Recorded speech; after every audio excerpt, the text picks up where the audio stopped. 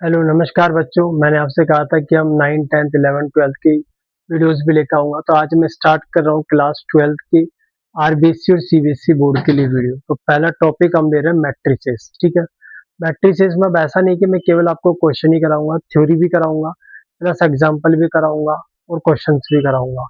लेकिन मेरा ये मोटो रहेगा कि मैं इम्पोर्टेंट ज्यादा लूँ। बाकी अगर कोई क्वेश्चन मुझसे स्किप होता है आपके एनसीईआरटी से, या आपको भी कोई ऐसा क्वेश्चन लगता है, तो आप मुझे कमेंट सेक्शन में वो बता सकते हैं, मैं उसको यहाँ सॉल्व करा दूंगा। ठीक है, तो टाइम वेस्ट ना करते हुए हम चलते हैं। हमारा टॉपिक है मैट्रिसेस। ठीक है ना।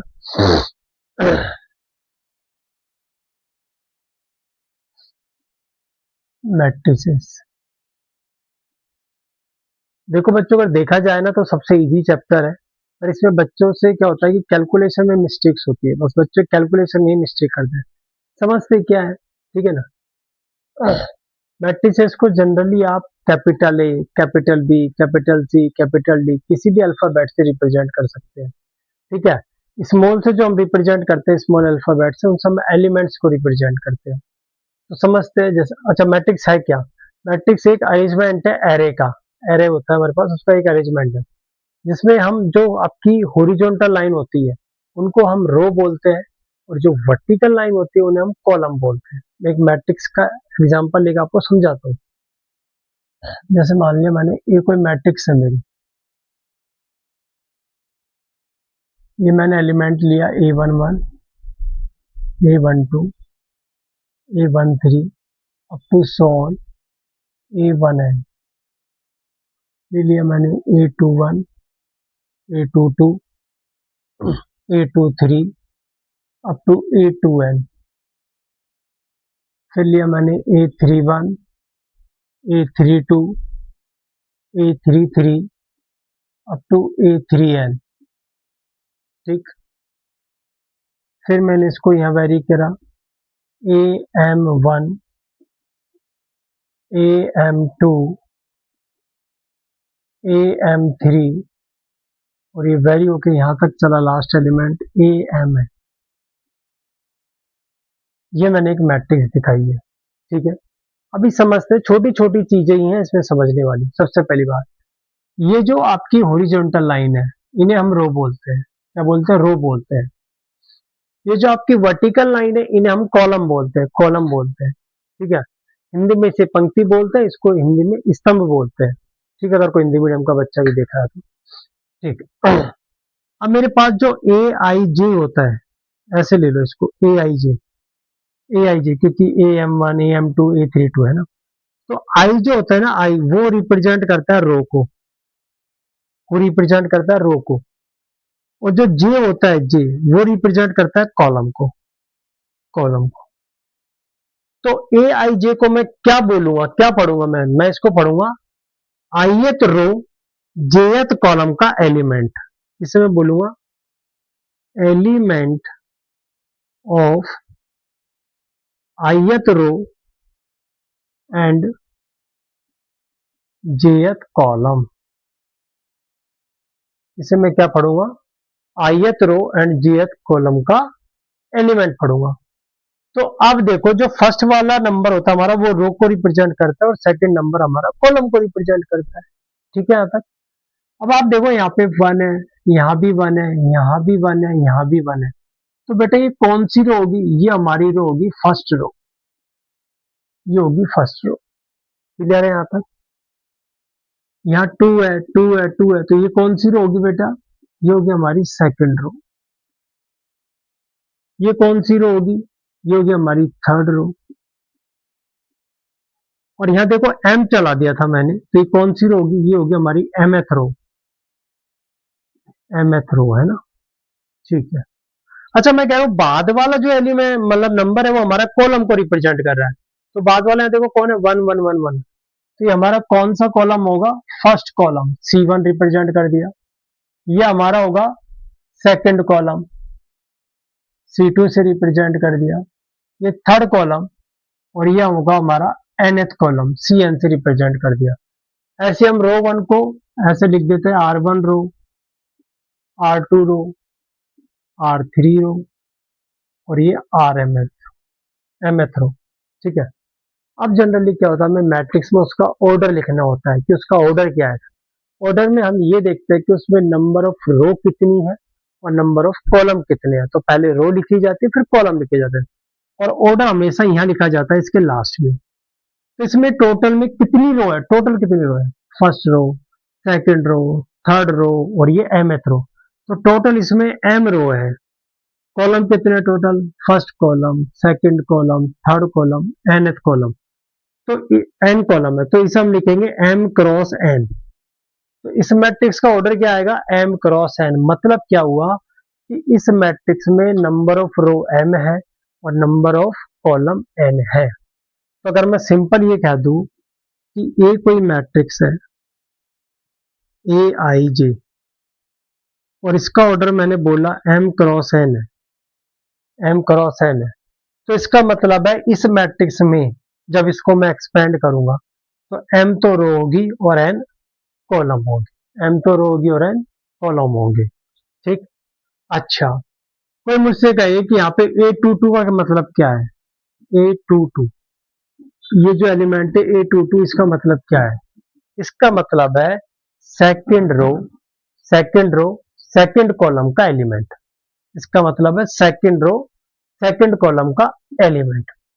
कोई मुझसे पूछे नहीं सर मुझे तो ये बताओ A31 का मतलब क्या है, A31, तो इसका मतलब है थर्ड रो, फर्स्ट कॉलम का एलिमेंट।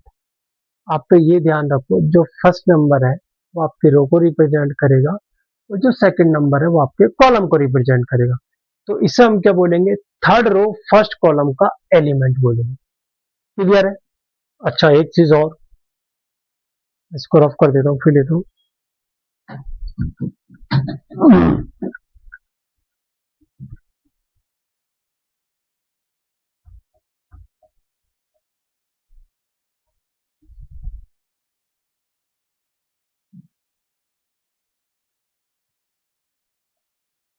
जैसे मान लो मैं आपसे कहता हूँ ए बराबर ए आई जे है, इसका ऑर्डर 2 क्रॉस 3 है। तो इसका क्या मतलब है, इसका सिंपल सा मतलब है कि ए कोई मैट्रिक्स है जिसमें 2 रो है और 3 कॉलम है। तो इसको डिजाइन कैसे करते हैं वो भी सीखते हैं हम। इसको डिजाइन करूंगा, मुझे पता है इसमें दो तो रो चाहिए और 3 कॉलम चाहिए, तो रो दो ही चाहिए, कॉलम 3 चाहिए। तो ऐसे लिख दो बेटा, A11, A21, A22 और A23। चेकआउट करो ये सही लिखा है क्या मैंने। देखो 2 रो है और 3 कॉलम है। क्लियर है यहाँ तक। ठीक है, छोटा सा क्वेश्चन लेता हूँ। इफ ए बराबर -1, 2, 0, 4, 5, 9, ये मुझसे कह दिया, ये कोई ये है। अब मुझसे कहता है फाइंड करिए, आप फाइंड करिए A11 plus A21 minus A31, इसकी वैल्यू मुझे इसमें आप बताइए। ये मैट्रिक्स मुझे दे दी है और मुझसे पूछ रहा है A11 plus A21 minus A31 की वैल्यू बताइए क्या होगी। आइए करते हैं। सबसे पहले इसका ऑर्डर देखते हैं, ऑर्डर क्या है, इसमें कितनी रो है बेटा, 2 रो है। कॉलम कितने हैं, 3 कॉलम है। तो इसका ऑर्डर क्या है, 2 क्रॉस 3 है, 2 क्रॉस 3 है। अच्छा, इसमें टोटल नंबर ऑफ एलिमेंट कितने हैं, 1 2 3 4 5 6 एलिमेंट है। और इस यहाँ ऑर्डर भी क्या है, 2 क्रॉस 3 है। तो इसका मतलब अगर मैं ऑर्डर को मल्टीप्लाई कर दूं तो मुझे नंबर ऑफ एलिमेंट भी मिल जाते हैं। ऑर्डर को मल्टीप्लाई कर दे अगर हम, तो हमें नंबर ऑफ एलिमेंट भी मिल जाते हैं। ठीक है, अब यहाँ आते हैं हम। A11 का मतलब है फर्स्ट रो, फर्स्ट कॉलम का एलिमेंट। तो बेटा ये गई आपकी फर्स्ट रो, ये गया आपका first column. First row first column में एलिमेंट कौन आ रहा है, -1 आ रहा है। A21 second row first column का एलिमेंट, ये आपकी सेकेंड रो गई, ये फर्स्ट कॉलम गया, तो यहाँ पे 4 आ रहा है, minus third row first column, तो ये फर्स्ट रो, ये सेकेंड रो, ये थर्ड रो। थर्ड रो तो है ही नहीं, जब थर्ड रो नहीं है तो क्या हो जाएगा, 0। इसको सॉल्व करने पे क्या आ रहा है, 3। तो 3 हमारा आंसर आ जाएगा, 3 हमारा आंसर आ जाएगा। अब इसी में आप मुझे बताइए A22 की वैल्यू क्या होगी और A23 की वैल्यू क्या होगी, फिर हम आगे चलते हैं।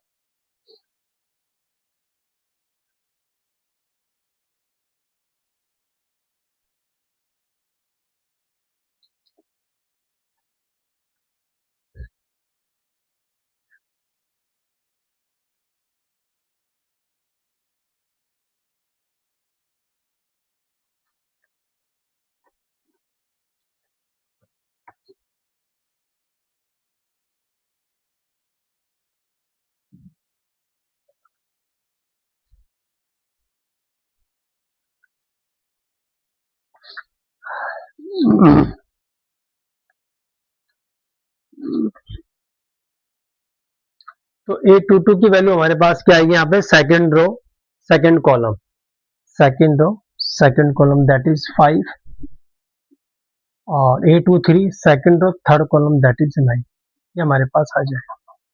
ठीक है ना। चलिए अब और आगे चलते हैं हम इसमें।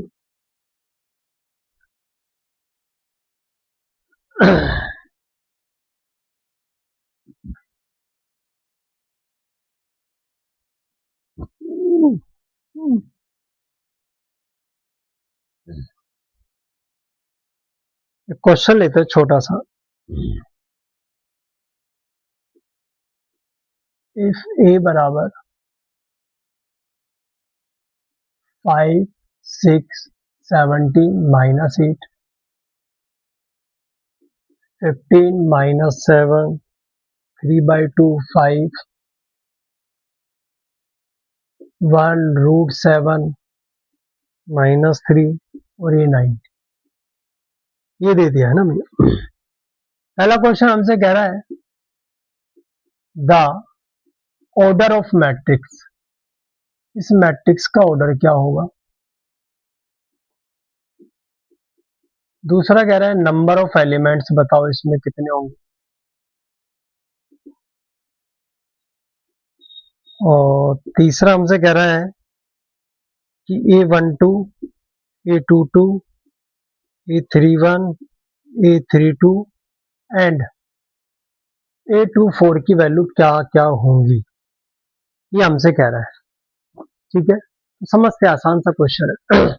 इस मैट्रिक्स का ऑर्डर देखते हैं। इसमें नंबर ऑफ रो कितनी है, फर्स्ट रो, 3 तो इसमें रो है, कॉलम कितने बेटा, 4 कॉलम है, इसका ऑर्डर क्या आ गया सर, 3x4 आ गया, 3x4 आ गया। ठीक है, फिर कहता है सर नंबर ऑफ एलिमेंट बताओ। तो नंबर ऑफ एलिमेंट के लिए बेटा मैं बार बार कह रहा हूं, आप अच्छा एलिमेंट काउंट करते हैं, 1 2 3 4, कितना आ रहे हैं, 12 आ रहे हैं। तो अगर मैं ऑर्डर को ही मल्टीप्लाई कर दूं तो मुझे नंबर ऑफ एलिमेंट भी वही मिल रहे हैं, यानी कि number of element is equal to the multiplication of order. तो नंबर ऑफ एलिमेंट्स कितना आ जाएंगे, इसमें 12 आ जाएंगे। अब कह रहा है इनकी वैल्यू बताओ, तो देखो कितना आसान है। इसका मतलब क्या है, फर्स्ट रो सेकंड कॉलम का एलिमेंट, तो फर्स्ट रो सेकंड कॉलम का एलिमेंट दैट इज 6 आ गया। A22 second row second column का एलिमेंट, देखना जरा क्या -7 है क्या बेटा। A31 third row first column का एलिमेंट 1 आ गया सर। A32 A32 का मतलब क्या है, थर्ड रो सेकंड कॉलम का एलिमेंट, थर्ड रो ये गई, सेकंड कॉलम ये गया, तो एलिमेंट क्या आ रहा है, √7 आ रहा है। और A24 मतलब सेकंड रो फोर्थ कॉलम का एलिमेंट, तो सेकंड रो फोर्थ कॉलम का एलिमेंट दैट इज 5, ये हम लिख सकते हैं। क्लियर है यहाँ तक, बिल्कुल इजी चीज चल रही है। चलिए आगे चलते हैं।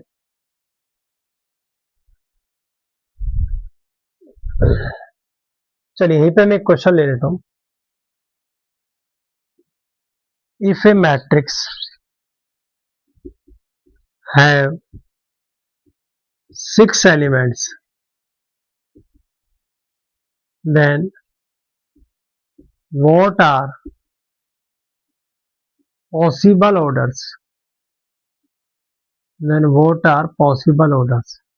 अगर किसी मैट्रिक्स में 6 एलिमेंट है तो उस मैट्रिक्स के पॉसिबल ऑर्डर क्या क्या हो सकते हैं। उस मैट्रिक्स के पॉसिबल ऑर्डर क्या क्या हो सकते हैं, तो जरा देखिए क्या ऐसा हो सकता है वो मैट्रिक्स 1x6 की हो जाए। मैंने एक बात अभी कही थी कि जो ऑर्डर है अगर उसको मल्टीप्लाई करूं तो मुझे नंबर ऑफ एलिमेंट मिल जाते हैं।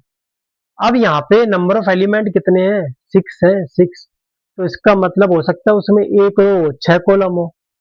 ठीक है, या फिर 6 × 1 हो सकता है, या फिर 2x3 हो सकता है, या फिर 3x2 हो सकता है। क्या इसके अलावा और कोई पॉसिबिलिटी दिख रही है आपको, मुझे नहीं लग रहा। ठीक है, चलो,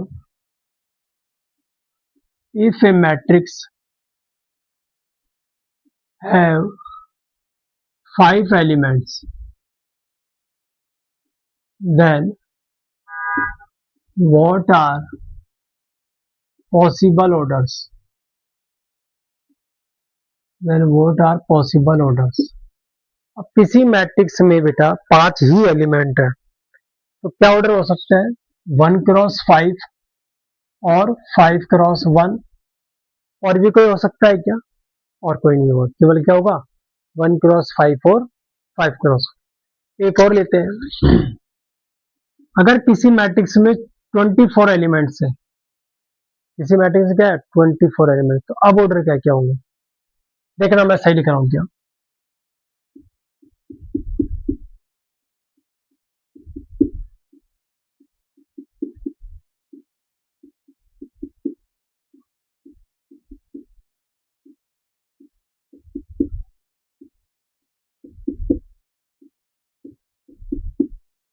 क्या ये सारे उसके ऑर्डर्स हो सकते हैं? 1x24, 20x1, 2x12, 12x2, 3x8, 8x3, 4x6, 6x4, ये सारे हमारे पास उसके पॉसिबल ऑर्डर हो सकते हैं। ठीक है, अब एक क्वेश्चन मैं आपको दे रहा हूँ, बताइएगा। अगर किसी मैट्रिक्स में 13 एलिमेंट्स है, 13 एलिमेंट्स है, तो इसके ऑर्डर क्या क्या होंगे? इसके ऑर्डर क्या क्या होंगे?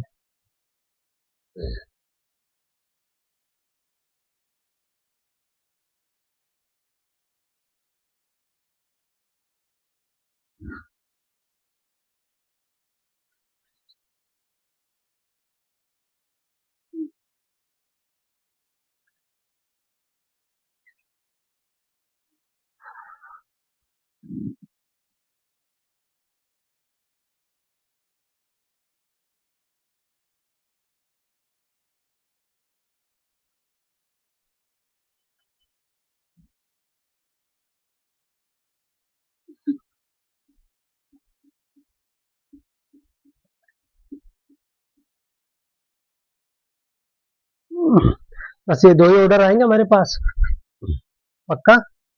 इससे ज्यादा ऑर्डर नहीं होंगे।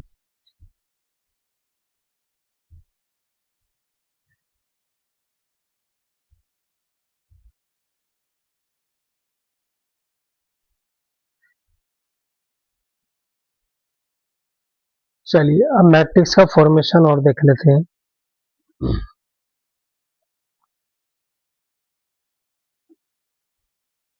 क्वेश्चन ले रहा हूं, कंस्ट्रक्ट ए मैट्रिक्स ए बराबर ए आई जे 2x2। हमें एक 2x2 का मैट्रिक्स बनाना है, वेयर ए आई जे बराबर आई प्लस जे। यहाँ पे आई जे की वैल्यू क्या दे दी हमें? आई प्लस जे दे दी। तो पहले 2x2 का मैट्रिक्स बनाओ आप, क्या बनेगा आपके हिसाब से? A11, A12, A21 और A22। क्या यही आना चाहिए बेटा? देखो, 2x2 का मैट्रिक्स ऐसा ही आना चाहिए क्या? ठीक है, अब ए आई जे का ये फॉर्मूला यूज ले लो।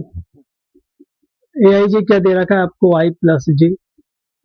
तो आपके सारे एलिमेंट चाहिए, तो कंपेयर कर लो बस, सिंपल, कुछ करने की जरूरत नहीं है। चलो और आसान बना दो, ये तो हमें फॉर्मूला गिवन है, तो A11 निकालना है, तो आई की जगह 1 रख दो, जे की जगह 1 रख दो, तो 1 प्लस 1 कितना आ गया? 2। A12 निकालना है, तो 1 प्लस 2 3। A21 निकालना है, 2 प्लस 1 3। और A22 निकालना है, 2 प्लस 2 4। बताओ, यहाँ तक कोई डाउट? सिंपल है बिल्कुल, कुछ करना ही नहीं है। तो ए मैट्रिक्स हमारी क्या फॉर्म होगा? A11 2 3 3 4, 2 3 3 4। आसान है क्वेश्चन, इसको नोट करिए, आगे चलते हैं। इसको नोट करिए। चलिए बेटा, अगला क्वेश्चन हम लेते हैं इसमें। ये क्वेश्चन हमने डिस्कस किया, एक क्वेश्चन और लेते हैं हम इसमें अब।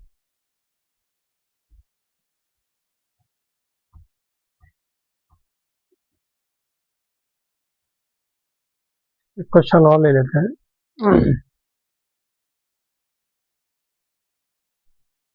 कंस्ट्रक्ट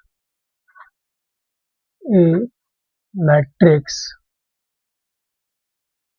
ए बराबर ए आई जे 2 × 3 वेयर ए आई जे बराबर आई प्लस जे का होल स्क्वायर बाई 2। ठीक है ना। अब भी हमें क्या करना है, 2 × 3 का एक मैट्रिक्स बनाना है। इसमें ए आई जे क्या है, आई प्लस जे का होल स्क्वायर बाई 2 है। ठीक है। तो लेट्स सी, पहले हम ये देखते हैं कि इसमें कौन कौन से एलिमेंट आएंगे। तो ए बराबर, आप यहाँ पे गौर से देखो, यहाँ पे 2 रो है और 3 कॉलम हमारे पास। तो 2 रोज कौन कौन सी आएगी, A11, ए A12, A13, और ये 3 कॉलम हो गए। दूसरी रो आएगी A21, A22, A23। ठीक। अब हमें इन सब की वैल्यू चाहिए with the help of this, तो हम 1 बाय 1 निकाल लेते हैं। A11 क्या आएगा, आई की जगह 1 रख दो, जे की जगह 1 रख दो, तो 1 + 1 का होल स्क्वायर बाई 2। 1 और 1 2, 2 का स्क्वायर 4 बाई 2, दैट इज 2। ठीक। ऐसे ही मैं A12 निकालूंगा, तो आई की जगह 1, जे की जगह 2 का होल स्क्वायर बाई 2, तो 2 और 1 3, 3 का स्क्वायर 9 बाई 2। A13 निकालूंगा तो 4 बनेगा, 4 का स्क्वायर 16 बाई 2, 8 आ गया। उसके बाद में A21 निकालूंगा, तो 2 + 1 का होल स्क्वायर बाई 2, वही अगेन 9 बाई 2 आ रहा है। फिर मैं A22 निकालूंगा, 2 + 2 का होल स्क्वायर बाई 2, तो 4 का स्क्वायर क्या आ जाएगा, 16, 16 बाई 2 8 आ गया। और फिर मैं निकालूंगा A23, तो 2 और 3 5, 5 का स्क्वायर 25 बाई 2। हमारे पास जो ए मैट्रिक्स है वो क्या आ जाएगी बेटा, A11 यानी 2, A12 9 by 2, A13 8, A21 9 by 2, फिर आपका 8 और फिर आपका 25 बाई 2। ये जो होगी बेटा हमारे पास मैट्रिक्स आ जाएगी। क्लियर है। बिल्कुल आसान सी चीजें हैं, ऐसा कुछ है नहीं इसमें। आगे चलते। अब हमारे पास बेटा इसमें आता है टाइप्स ऑफ मैट्रिसेस, जो जरूरी भी है, हालांकि इतने पूछे नहीं जाते पर क्वेश्चन में यूज तो उनका आता ही है, तो समझते बेटा उनको। Types of matrices. ठीक। जैसे पहला आता है हमारा रो मैट्रिक्स। रो मैट्रिक्स क्या है,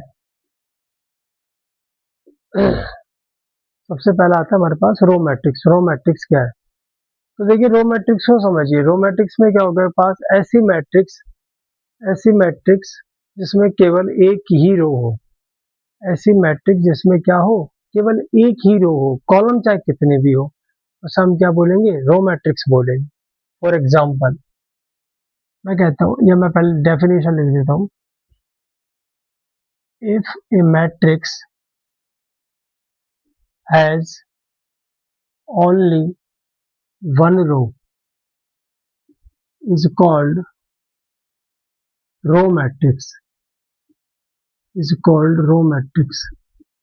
अगर किसी मैट्रिक्स में केवल एक ही रो है तो उसे हम क्या बोलेंगे, रो मैट्रिक्स बोलेंगे। फॉर एग्जाम्पल 1 2 3, आप देखो इसमें रो एक ही है, कॉलम चाहे कितने भी हो कोई फर्क नहीं पड़ रहा। इसका ऑर्डर क्या है, 1 × 3 है, तो रो एक ही है, तो इसका मतलब कैसी है, रो मैट्रिक्स। फिर मैं ये कह सकता हूँ इन जनरल मैं कहता हूँ ए कोई मैट्रिक्स है, ए आई जे, जिसका ऑर्डर है m × n, ठीक है। अब ये रो मैट्रिक्स कब होगी, तो मैं लिखूंगा four row matrix, four row matrix. Row matrix के लिए मुझे पता है रो एक होनी चाहिए, इसका मतलब put m is equal to one, m की वैल्यू क्या हो जाए, वन हो जाए, तो a बराबर हमारे पास क्या आ जाएगा, ए आई जे वन क्रॉस है। तो ये जो मैट्रिक्स हमारी होगी वो क्या होगी, रो मैट्रिक्स होगी। ये जो मैट्रिक्स होगी हमारी क्या होगी, रो मैट्रिक्स होगी। ठीक है, आगे चलते हैं। दूसरी हमारी आती है बेटा column matrix. Column matrix, column matrix में क्या होगा, यही चीज है simple. If a matrix has only one column, one column, then it is column matrix. ये कैसी होगी, कॉलम मैट्रिक्स होगी। अगर किसी मैट्रिक्स में एक ही कॉलम है तो कॉलम मैट्रिक्स होगी, रो कितनी भी हो सकती है। फॉर एग्जाम्पल मैंने लिया बी कोई मैट्रिक्स है, वन टू थ्री। आप देखिए कॉलम कितना है, कॉलम तो एक ही है ना, रो तीन है, कोई इशू नहीं है, तो इसका ऑर्डर क्या हो जाएगा, थ्री क्रॉस वन। ऑर्डर कैसे लिख पा रहे, ऑर्डर सिंपल है, पहले नंबर ऑफ रो लिखते हैं फिर कॉलम लिखते हैं। ठीक है, तो आप मुझे बताए अगर बी कोई मैट्रिक्स है, बी आई जे, जिसका ऑर्डर एम क्रॉस एन है, तो फॉर कॉलम मैट्रिक्स के लिए क्या होना चाहिए, कॉलम वन होना चाहिए, मतलब एन इक्वल टू वन हो जाना चाहिए। तो बी हमारे पास क्या बनेगा बेटा, B I J M cross one. तो ऐसा अगर आपको कहीं लिखा हुआ दिखे और आपसे पूछा जाए कि ये कौन सी मैट्रिक्स है, तो हम इसे क्या बोलेंगे, ये कॉलम मैट्रिक्स है। ये कौन सी मैट्रिक्स है, कॉलम मैट्रिक्स। बात समझ में आ रही है बेटा, ठीक है, चलिए आगे चलते हैं। कॉलम मैट्रिक्स के बाद मैं ले लेता हूँ नल मैट्रिक्स। नल मैट्रिक्स को मैं इतना वो नहीं, चलो लिख देता हूँ आपके लिए, नल मैट्रिक्स। नल मैट्रिक्स हमारे पास वो मैट्रिक्स होती है बेटा, सिंपल एग्जांपल देखो, जिसकी सारी एंट्री ही जीरो हो, जिसकी सारी एंट्री क्या हो, जीरो हो, वो नल मैट्रिक्स होती है। नल मैट्रिक्स को जनरली हम ऐसे डिनोट कर देते, थोड़ा ओ से डिनोट कर देते, जीरो से, बड़ा जीरो कह सकते हो। नल मैट्रिक्स को हम इस तरीके से डिनोट कर सकते हैं। ठीक है, चलिए आगे चलते हैं। अभी हमने देखा रो मैट्रिक्स क्या है, कॉलम मैट्रिक्स क्या है, नल मैट्रिक्स क्या है। रो मैट्रिक्स वो है जिसमें एक ही रो होगी, कॉलम मैट्रिक्स जिसमें एक ही कॉलम होगा, नल मैट्रिक्स जिसमें सारी एंट्रीज हमारी जीरो होगी। ठीक, आगे चलते हैं, स्क्वायर मैट्रिक्स लेते हैं, तो इम्पोर्टेंट भी है।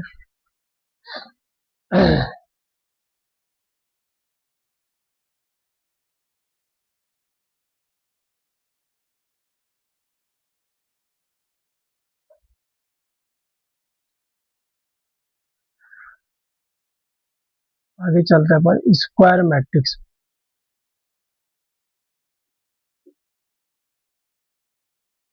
स्क्वायर मैट्रिक्स में क्या होगा, अगर किसी मैट्रिक्स में नंबर ऑफ रो और नंबर ऑफ कॉलम इक्वल है तो वो हमारा स्क्वायर मैट्रिक्स होगा।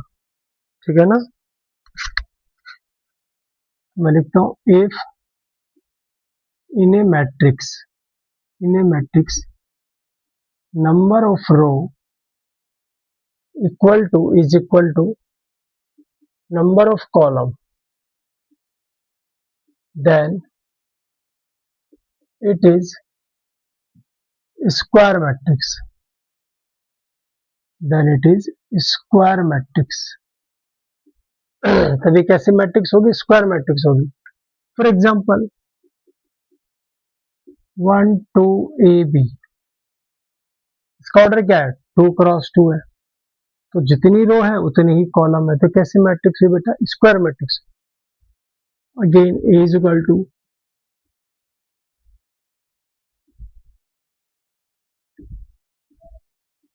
अब देखो इसमें कितनी रो है, तीन रो है और तीन ही कॉलम है, तो ये भी कैसी होगी, स्क्वायर मैट्रिक्स होगी। ठीक है ना, इन जनरल हम आते हैं इस पे, इन जनरल ये कोई मैट्रिक्स है ए आई जे जिसका ऑर्डर एम क्रॉस एन है, तो मैं कहूंगा four square matrix. Square matrix की डेफिनेशन इनसे क्या करे कि number of row number of column के इक्वल होना चाहिए। नंबर ऑफ रो यहाँ पे एम है, यहाँ कॉलम एन है, तो इसका मतलब एम इक्वल टू क्या होना चाहिए, एन हो जाना चाहिए। ठीक है, तो ए हमारे पास क्या आ जाएगा बेटा, ए आई जी, या तो ये एम क्रॉस एम का बनेगा, या फिर कोई बच्चा कह सकता है सर हम इसको एन क्रॉस एन बी तो लिख सकते हैं। हाँ करेक्ट है, लिख सकते हैं, कोई दिक्कत नहीं, करेक्ट है, कोई लिख सकते हैं। ठीक है ना। दूसरा, एक हम डायगोनल की बात करते हैं। आप इसमें देखो, आपको दिख रहा है एक डायगोनल ये वाला है और एक ये डायगोनल है, लेकिन हम जब भी डायगोनल की बात करेंगे तो इसी को काम में लेते हैं, हम इसे बोलते हैं प्रिंसिपल डायगोनल। हम इसे बोलते हैं बेटा प्रिंसिपल डायगोनल। ठीक है ना। अब हमारे पास अगला आता है डायगोनल मैट्रिक्स।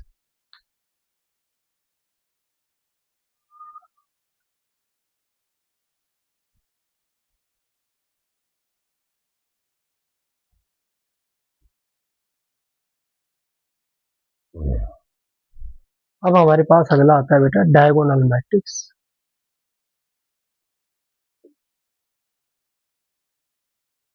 डायगोनल मैट्रिक्स, तो डायगोनल मैट्रिक्स को मैं आपको एग्जांपल से समझा दूंगा।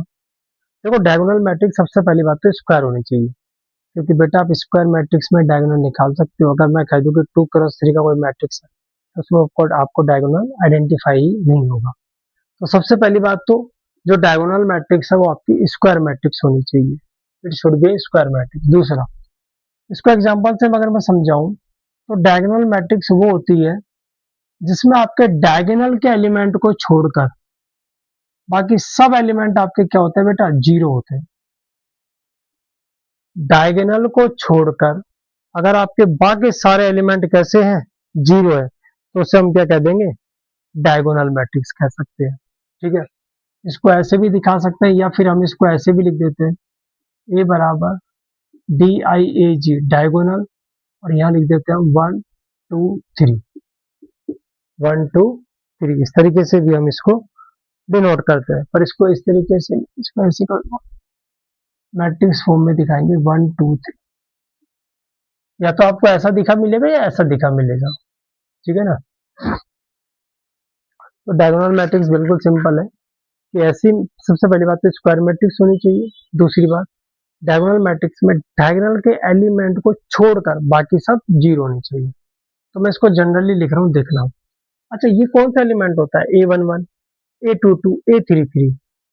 A11 A22 A33 मतलब आई और जे जब बराबर है तो एलिमेंट जीरो नहीं है, और आई और जे जब बराबर नहीं है तो बाकी सब जीरो है। तो आप मुझे बताओ, क्या मैं इसको ऐसा लिख दूं क्या, when I is equal to j, then aij is not equal to 0। ठीक, when I is not equal to j, then aij is equal to 0। समझते हैं, आई जे बराबर है मतलब A11 A22 A33, तो जो एलिमेंट है वो जीरो नहीं है। और जब आई और जे बराबर नहीं है, मतलब A12 आई और जे बराबर नहीं है ना, तो एलिमेंट जीरो है।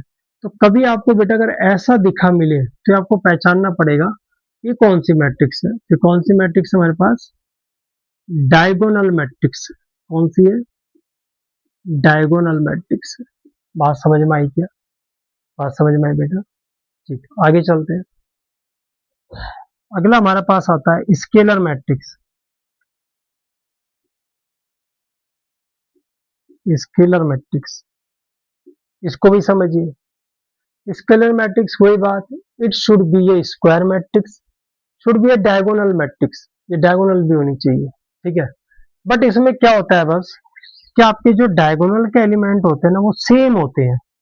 जैसे मान लो यहाँ पे मैंने 2 दे दिया, तो यहाँ भी 2 आएगा और यहाँ भी 2 आएगा, बाकी सब आपके जीरो होंगे।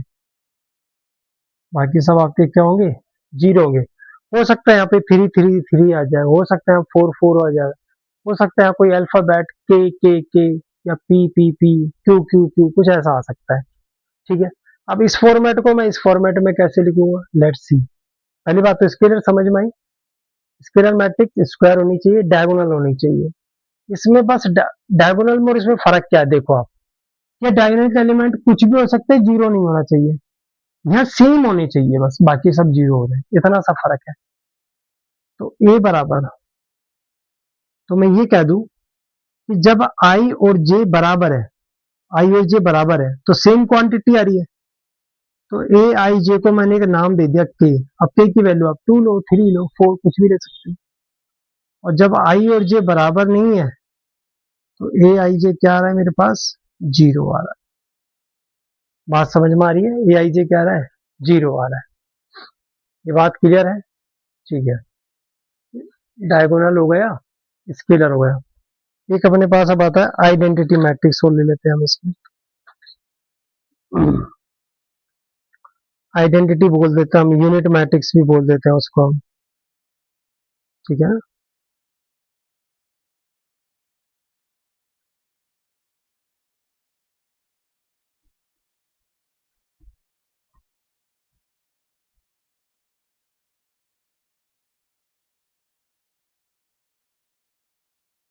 अगला हमारे पास आता है यूनिट मैट्रिक्स। यूनिट मैट्रिक्स, इसे जनरली हम आई से डिनोट करते हैं। अगर ये 2x2 का है तो आई टू लिख देते हैं, 3x3 का बनता है तो हम आई थ्री से भी डिनोट कर सकते हैं इस तरीके से। ये क्या होता है सर, ये और भी इजी है, स्क्वायर होना चाहिए, डायगोनल होना चाहिए, कह सकते हो स्केलर भी होना चाहिए। और स्केलर में इसमें क्या होता है कि हमारे पास स्केलर में हमने ये बताया था कि ये सब एलिमेंट सेम होनी चाहिए, ये सेम होनी चाहिए, है ना। और अगर ये सेम भी हो और केवल क्या हो, वन हो, हमेशा वन हो, तो ये हमारी कौन सी मैट्रिक्स होती है बेटा, यूनिट मैट्रिक्स, जिसे हम आइडेंटिटी मैट्रिक्स भी बोलते हैं। और एक किस ऑर्डर की है, 3x3 की है, तो इसे मैं ए बोल दूं या फिर मैं इसे आई थ्री बोल सकता हूँ। कोई मुझसे कहेगा सर आई टू बताओ फिर आप, तो आई टू बिल्कुल लीजिए, 1 0 0 1, ये 2x2 की मैट्रिक्स। आइडेंटिटी मैट्रिक्स समझ में आ रही है, जो स्केलर मैट्रिक्स में एलिमेंट सेम होते थे, यहाँ पे क्या होंगे, वो सेम एलिमेंट भी 1 1 1 अगर हो गए तो वो आइडेंटिटी होगी, 1 1 1 नहीं है तो स्केलर होगी, और सेम नहीं है तो डायगोनल होगी। बात समझ में आ रही है, तीनों का इंटरलिंक एक दूसरे से। ठीक है, अब इसको फॉर्मेट में भी हम लिख देते हैं, ए बराबर, अब आप खुद बता सकते हो सर आई बराबर जे है तो ये वन सेम हो गए, तो ए आई जे बराबर हमेशा वन मिलेगा। और आई अगर जे के बराबर नहीं है तो ये हमें जीरो मिलेगा। तो ऐसा कहीं अगर हमें दिख जाए तो हम कह सकते हैं कौन सी मैट्रिक्स होगी, यूनिट मैट्रिक्स होगी, ठीक है ना। चलिए आगे चलते हैं।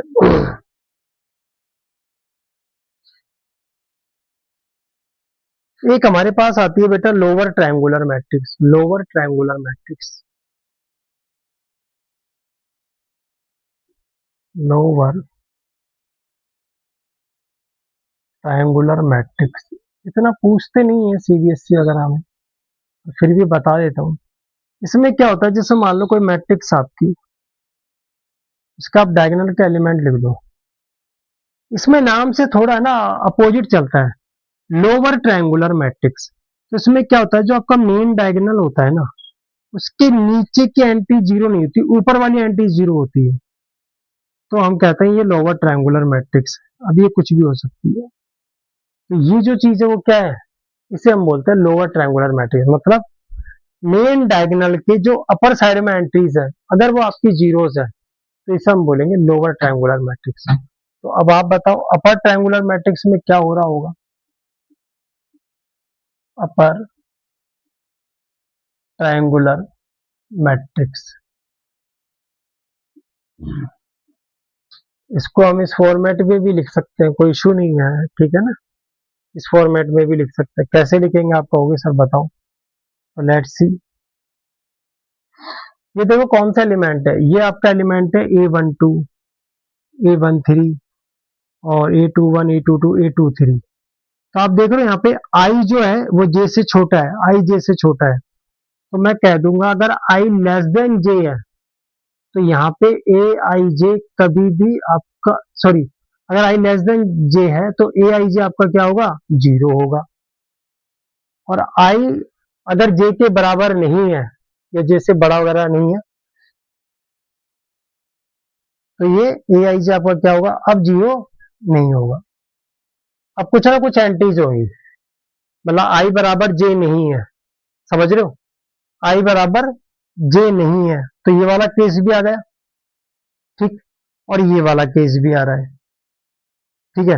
लेकिन मैंने यहाँ पे स्पेसिफाई कर दिया कि अगर आई लेस देन जे है, आई जे से छोटा है तो ये 0 होगा, ठीक है ना। देखो आप, ये कौन सा एलिमेंट है, A11, A22, A33, सेम है ना, आई और जे बराबर नहीं है और यहाँ आपके बराबर आ रहे हैं, ठीक है। तो एक काम अपन ये कर सकते हैं, इसको ऐसा कर दो आप, फिर आई और जे जब बराबर, एक इसको ऐसे डिनोट कर दो फिर आप, ए आई जे 0 कब नहीं है, इसके लिए अपन ये कह दे क्या कि आई जब ग्रेटर देन जे होगा या इक्वल टू होगा, ऐसे ले लो, अगर आई आपका जे के बराबर है या जे से बड़ा है, क्योंकि एलिमेंट कौन सा हुआ, इसको अपन ले, A21 है तो आई जे से बड़ा है, A23 है, A31 है, हाँ ये लिख सकते हैं हम, ठीक है ना, आप समझो। जब आई जे से छोटा है तो 0 आ रहा है और आई ग्रेटर देन इक्वल टू जे है तो ए आई जे मेरा क्या आ रहा है, 0 नहीं आ रहा, ठीक। अब अपर ट्रायंगुलर मैट्रिक्स में क्या होगा देखते हैं।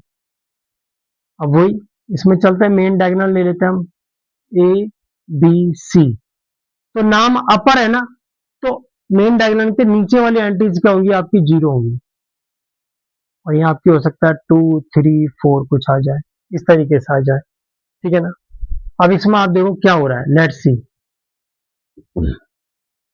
जब आई आपका ग्रेटर देन जे है, जब आई आपका ग्रेटर देन जे है, क्यों सर, ये एलिमेंट तो है A21, ये एलिमेंट है A31 और ये एलिमेंट है A32, सही है ना। तो आई जे से अब ग्रेटर है तो मेरा जो ए आई जे है वो क्या आ रहा है, 0 आ रहा है।